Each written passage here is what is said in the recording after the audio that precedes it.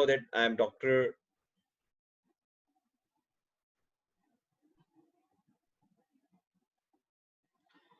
Assalamu alaikum. I am Dr. Nas, and today we are here with the guidelines from the American Heart Association and ACC. So we will cover all the guidelines of the STEMI as we have done the topic and the knowledge of the STEMI in our previous lectures, which you found in my YouTube channel. So I think without wasting time, we need to move towards our topic. So our topic is, as I told you, that the guidelines for the management of the ST elevation MI, and we will discuss the recommendation, class recommendation of from ACC or AHA in these guidelines. So the class one, as you know, that the class one is benefit more than the risk, and class two is benefit, but it is not mandatory to do this. But the class one is like mandatory to do with this particular situations. So the class 2B are is like a benefit versus risk. If you are sure that your patient would get benefit of this these things, so then you will go or you can practice the class 2B recommendations. And the class 3 has no benefit, so that's why class 3 means it is not recommended by the HA and ACC. So onset of the myocardial infarction, what would be the community preparations, regional symptoms of the STEMI care and reperfusion therapy? These are our topics. So reperfusion therapy for the patient, the STEMI, this is actually approach towards the STEMI patient. If you have a STEMI patient who is candidate for the reperfusion, then you will see that initially this patient is seen at the PCI-Capable hospital, or it has been seen by a doctor at the non-PCI-Capable hospital.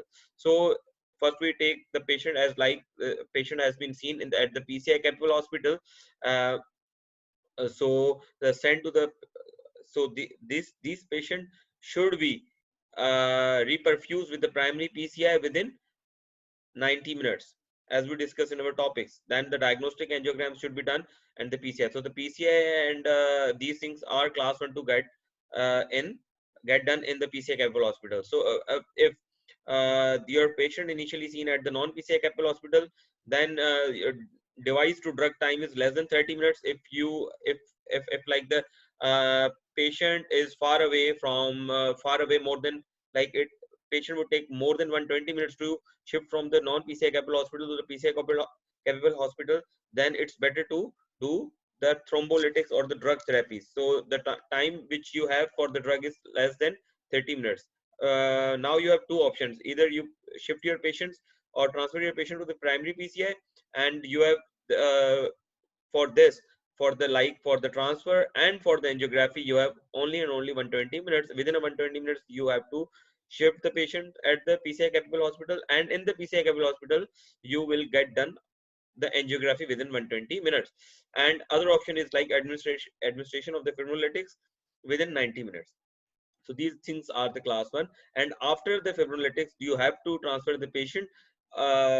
Either it was a successful thrombolytic therapy or not. In either of condition, you need to send the patients to PCI capable hospital for the PCI. So all communities should create a maintain regional system of STEMI care. Like you need to go through the social awareness program about the chest pain and all these things that patient would present earlier. Like a National Institute of Cardiovascular Disease has developed so many chest pain units just to do the awareness and give the awareness and the immediate management of the chest pain in the community. So performance of the 12-lead ECG should be done within 10 minutes. It's a class 1. And reperfusion therapy should be administered all eligible patients STEMI. As you know that if the patient is eligible, you need to go for the reperfusion. Primary PCI is recommended when it can be performed timely. It means if you can do the primary PCI, so it is better to do the primary PCI on those patients. If patient has been presented, if a patient has presented in PCI capable hospital. So EMS transport directly to the PCI-capable hospital for a primary PCI is a recommended triage strategy for the patient with STEMI within ideal FMC, which is like the drug first medical contact to the device time. First medical contact means the first uh, uh, the first contact on which the patient actually presented to any nurse or anywhere with the chest pain is actually, you need to calculate the time from that first medical contact to the device time. So immediate transfer for the PCI-capable hospital is recommended if triage strategy for the patient with STEMI who initially arrived at or are transported to the non-PCI-capable hospital. Like these things should be done within 120 minutes. Okay. In the absence of the contraindication, fibrinolytic therapy should be administered to the patient if the PCI can't be transferred and couldn't be transferred within 120 minutes to the PCI-capable hospital. So when fibrinolytic therapy is indicated or chosen as the primary reperfusion strategy, it should be administered within 30 minutes. It means you have drug to uh, like you have drug time. Drug time is within 30 minutes. Okay, door to drug time. Reperfusion therapy is reasonable for patients with STEMI and symptom onset within prior 12 to 24 hours who have a clinical and the ECG evidence of ongoing ischemia. So reperfusion therapy should be done between 12 to 24 hours who have clinical symptoms as well. If the patient has not has no clinical symptoms beyond 12 hours, then it is plus minus, or it would be the gray zone for doing reperfusion. Primary PCI is a preferred strategy in those population who are actually presenting late or after 12 hours, because you know that after 12 hours thrombolytics has less patency rate.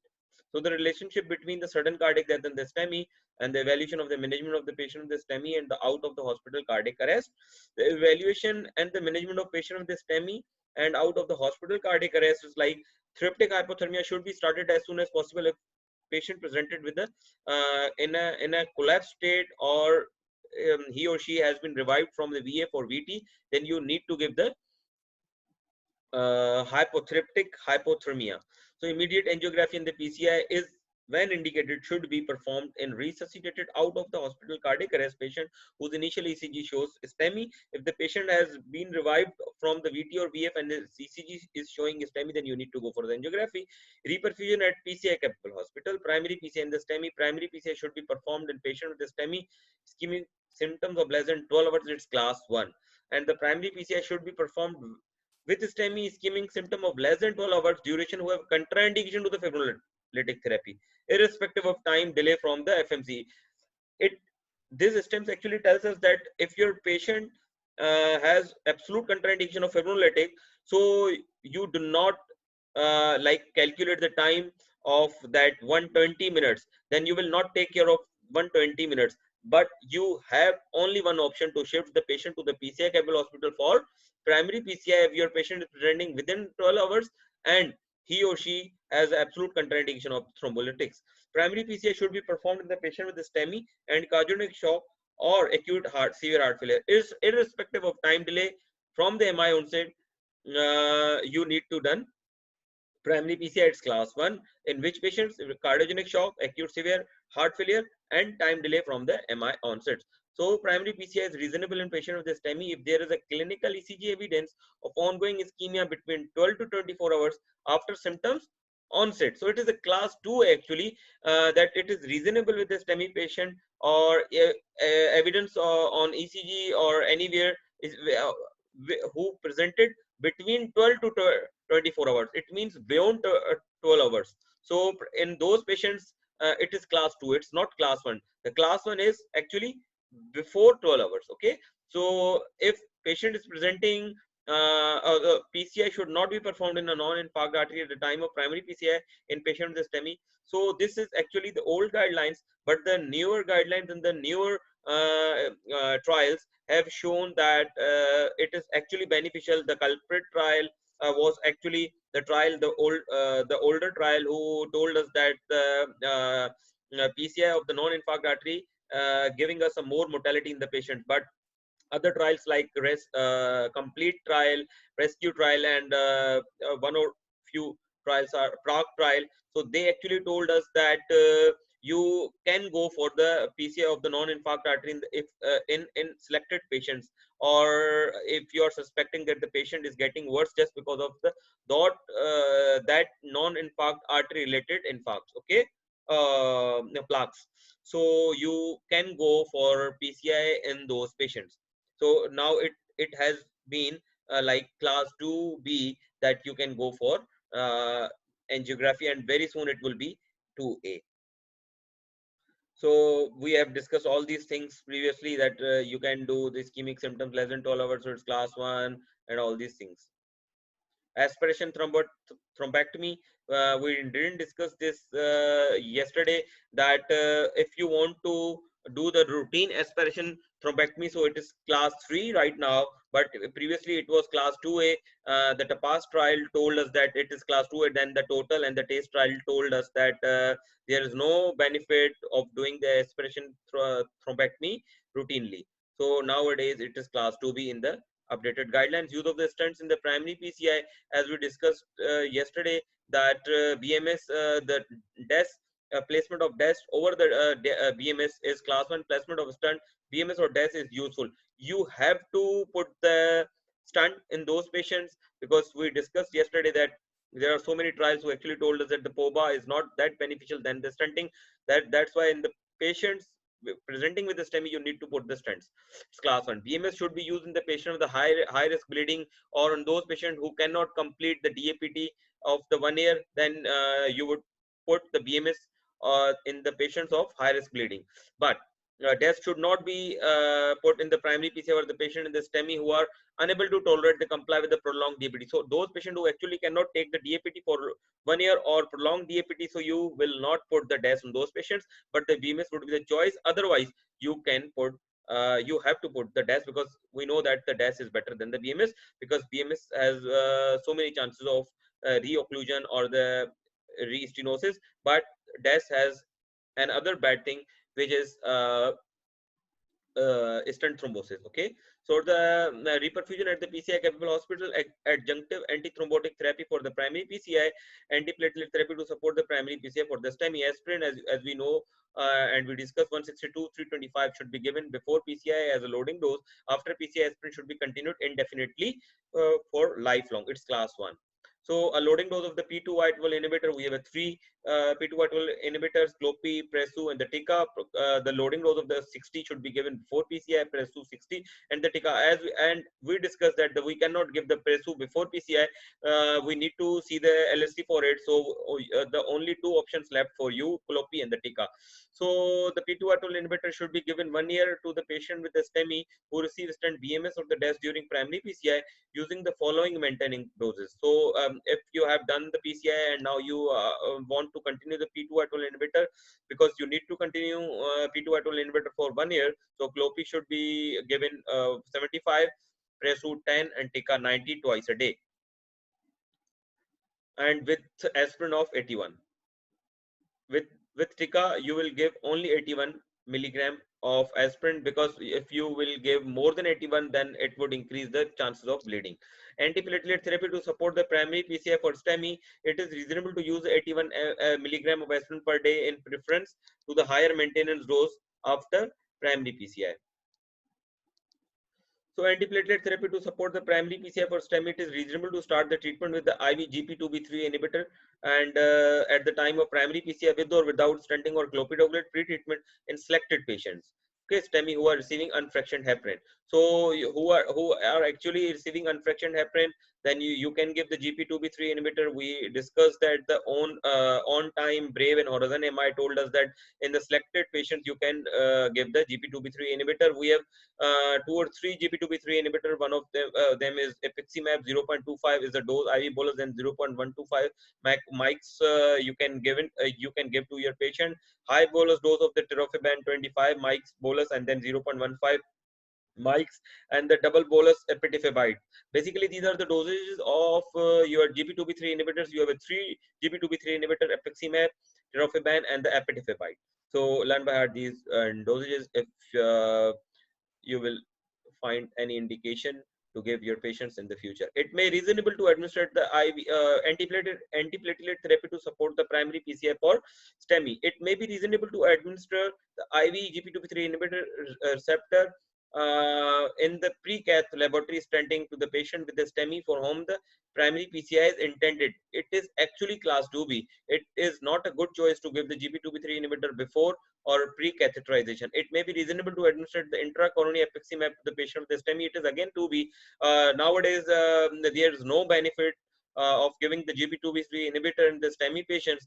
As I told you that the Horizon MI and your on Brave and on time trials told us that there is no benefit of giving the GP2B3 inhibitor before cath.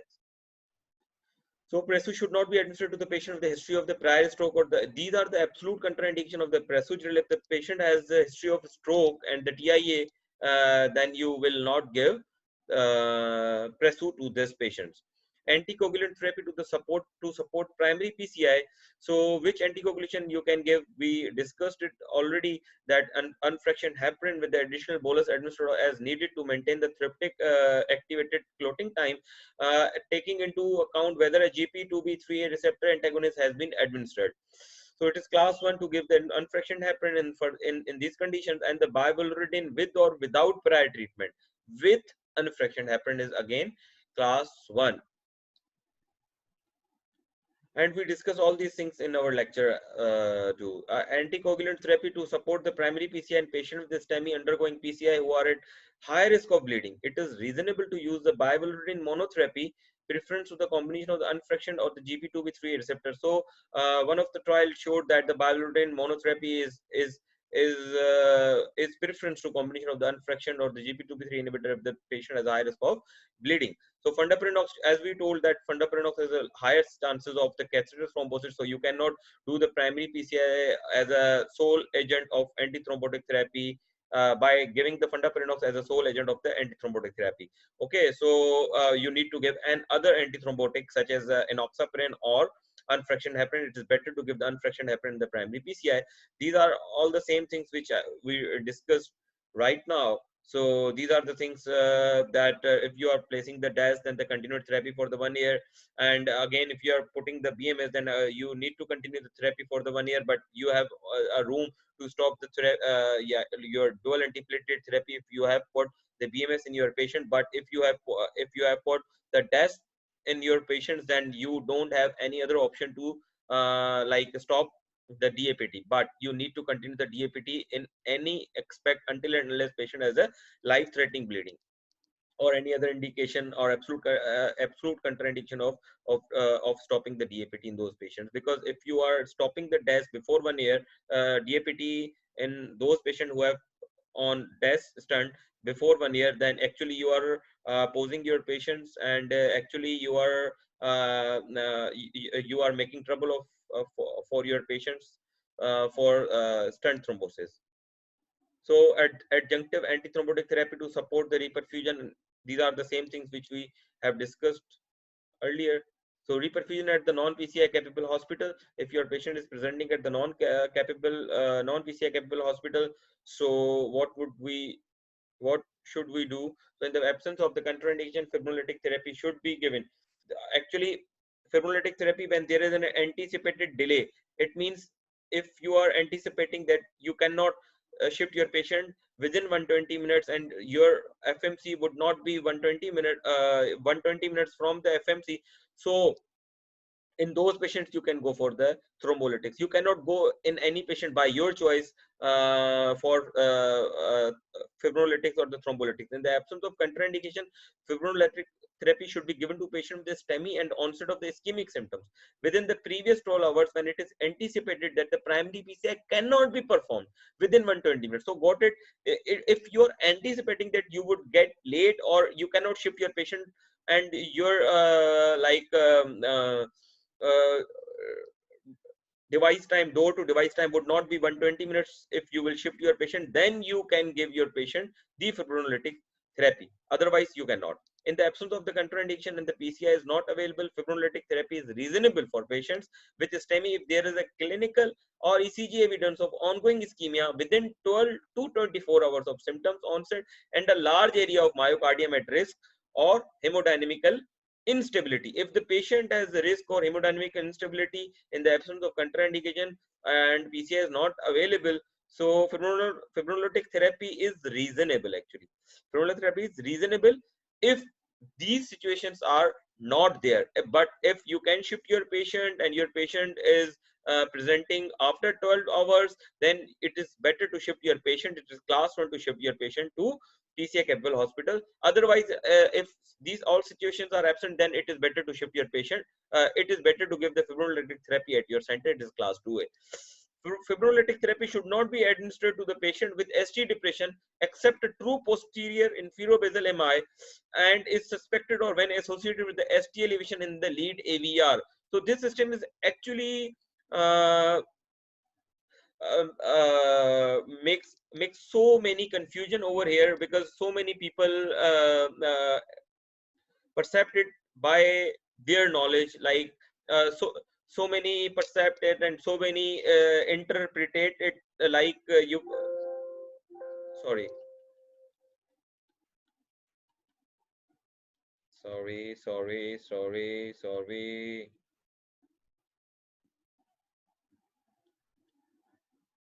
So ideally, you cannot give the fibrinolytic therapy. There is no data who actually supports that to give the fibrinolytic therapy in those patients who has ST elevation in the lead AVR. And you cannot give, neither you do the PCI, primary PCI in those patients who have ST elevation in the lead AVR. So actually in the coming guidelines, probably this system would be clear. Indication for the fibrinolytic therapy when there is a more than 120 minutes delay from the first medical contact to the primary PCI. These all things, as we discussed earlier, that if the ischemic symptoms and less than 12 hours, then it is better to go for the primary PCI. It's class 1, and if it is 12 to 24 hours, and it means that your patient is presenting after 12 hours, and it is class 2A. And if there's a ST depression or like sort of things, then it is ST depressions except true posterior, because in the true posterior you will get the ST depressions in the anterior posterior ECG. So it is when you will get done the posterior ECG, then you will get the ST elevation MI in ST elevations in the posterior leads. So in the only posterior MI you can go for the fibrinolytic therapy and the primary PCI. So reperfusion at the non-PCI capable hospital, adjunctive antithrombotic therapy with the fibrinolysis. Okay. So adjunctive and antiplatelet therapy, you know that it's aspirin 162 to 325 loading dose and the clopid 300 to 300 for less than 75, and if the patient is more than 75, then it is better to give only 75. It is class 1. It is class 1 to give the 75 mg of dose if your patient's age is more than 75 in fibrinolytic therapy. In the patient with a STEMI who received the fibrinolytic, aspirin should be continued indefinitely. Clopi is 75 for at least 14 days and up to 1 year.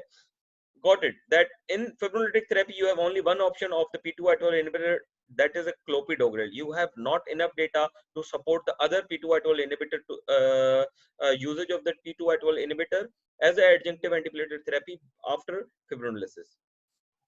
It is reasonable to use the aspirin 81 mg per day in preference to the higher maintenance dose after fibrinolytic therapy. So it is class 1 to it is class 2A if you want to actually enhance the dose of the aspirin after reperfusion with the fibrinolysis. So adjunctive anticoagulant therapy with fibrinolysis, patient with the STEMI undergoing reperfusion with fibrinolytic therapy should receive the anticoagulation therapy for maximum 48 hours. Okay, and preferably for the duration of index hospitalization. In post PCI, there is no need to give the anticoagulation, but post fibrinolysis, you need to give the patient what anticoagulation, minimum of 48 hours or maximum of the duration index hospitalization up to 8 days or until the revascularization is performed. Okay, so unfractioned administered, these all things are the class 1. Unfractioned administered as a weight adjusted IV bolus and then infusion to obtain APTT of 1.5 to 2 times of control. If you are putting your patient, if you are giving your patient the unfractioned heparin for STEMI, then you need to start the infusion with the APTT of 1.5 to 2 times of the control for 48 hours or until revascularization. Enoxaparin, as you know, that the age, weight, and the creatinine clearance based, give as the IV bolus, followed in the 15 minutes by subcutaneous injection for the duration of index hospitalization. It means that you need to continue, followed by the 15 minutes, after 15 minutes, and then until the index hospitalization, or 8 days, or until revascularization. Got it? So fondaparinux administered with the initial IV dose.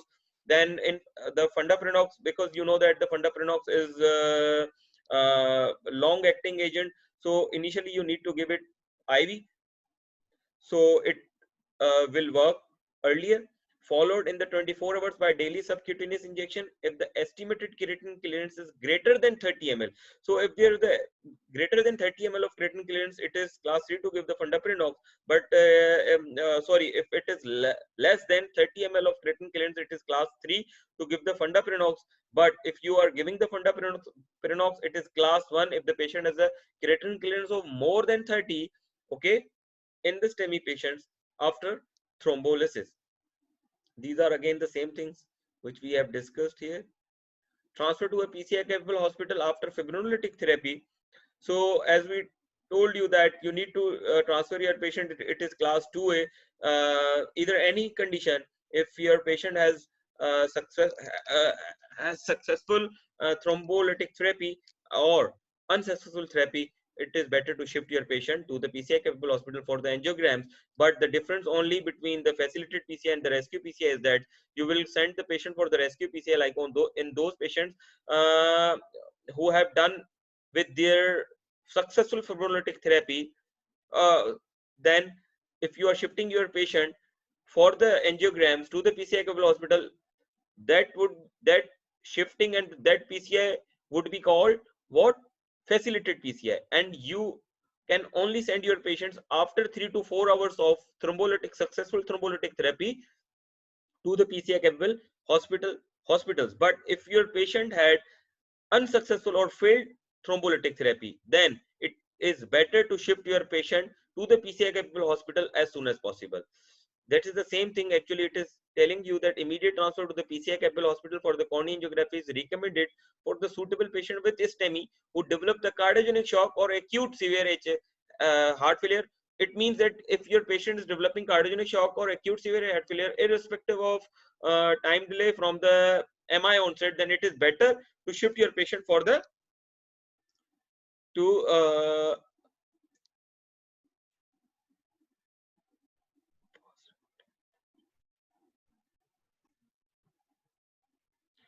so we are here again. Wait, let me resume.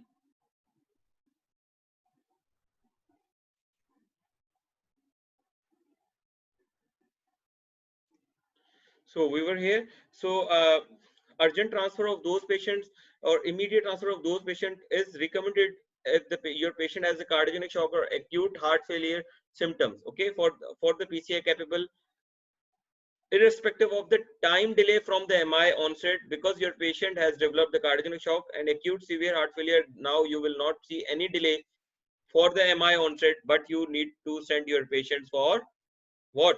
Your for like PCI capable centers.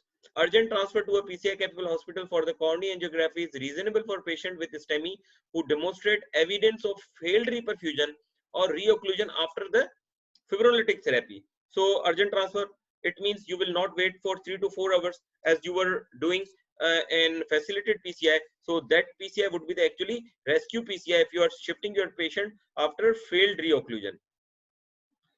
Uh, uh, the transfer of patient with STEMI or to a PCI capable hospital for coronary angiography after fibrinolytic therapy, transfer to a PCI capable hospital for coronary angiography is reasonable. It is class 2A actually. If you who have received the fibrinolytic therapy, even when the hemodynamically stable, you need to shift your patient.